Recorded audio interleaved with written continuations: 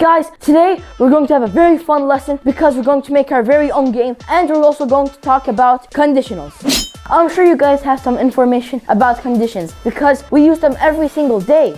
For example, if you finish your homework, then you can go play some video games. Or if you clean your room, you guys can go out with your friends. Another example is if it rains, bring an umbrella. Or maybe if you study hard, you're gonna get a good result. And as you guys can see, that we're using conditions every single day. A condition is kind of like a rule that needs to be met before something else can happen. Now let's see how we can create a condition with the MicroBit. So now let's create a new project and let's call it condition. Do you guys remember that we can put a show string inside an onStart, and let's name it Hello World. And now if we start it, it should type on the MicroBit Hello World. So now we don't want it to be automatic. We want to, whenever we press button A, it will tell us Hello World. So let's go to logic and let's grab if. And let's put that in the forever. If button A is pressed, so let's go back to the input and let's grab button A is pressed. So it will be forever. If button A is pressed, then show Hello World. Now then, let's try it. Let's press button A and it tells us Hello World. But if we press button B, nothing seems to happen.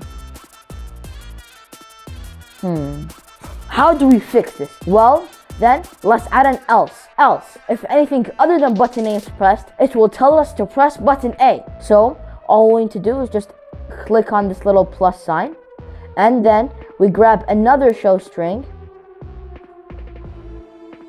and we're going to name this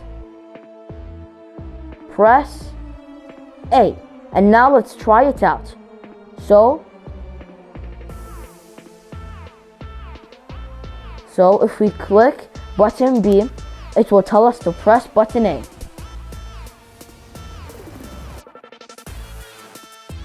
Guys, what do we now have? Well, we have if the first statement is true, it will run and it will tell us Hello World. Well, if the first statement is false, it will do the else and it will tell us to press button A. So this is the if then else condition.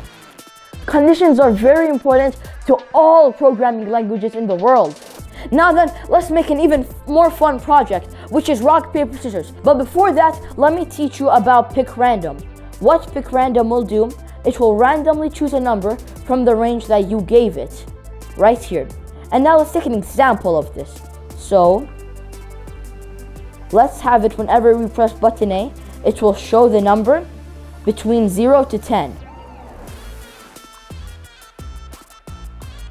So that's how pick random works. Whenever we press button A, we're going to get a completely random number.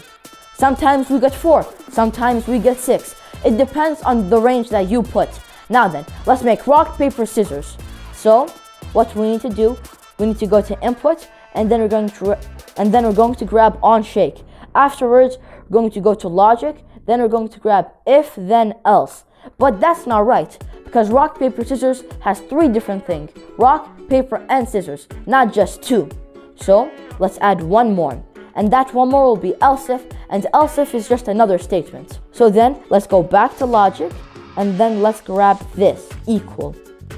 Afterwards, let's go back to math and let's grab the pick random. And our range will be 1 to 3 because we have 3 different options here: rock, paper, or scissors.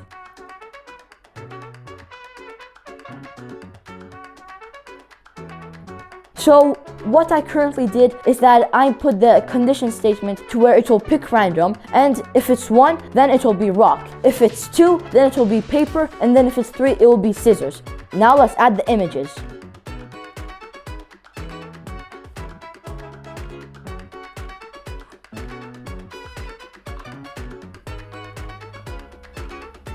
So this will be rock,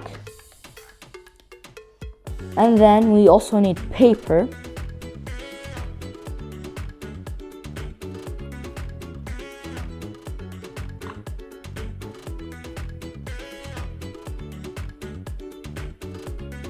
And afterwards, we're also going to need some scissors.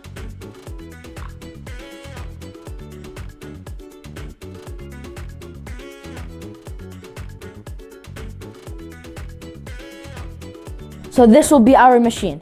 Whenever we click shake, it would give us something random. For now, it gave us rock. Now we have scissors. And then if we shake it one more time, we have now paper. And of course, this is completely random. And now let's download it to the MicroBit. So guys, now let's try it out. If we shake once, now we got rock. Let's try again.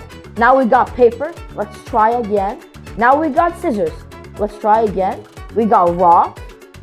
We got paper. We got scissors. We got rock. We got scissors. We got scissors again. So as you guys can see, sometimes it does not always give you a different shape. It may give you the same shape twice because this is random.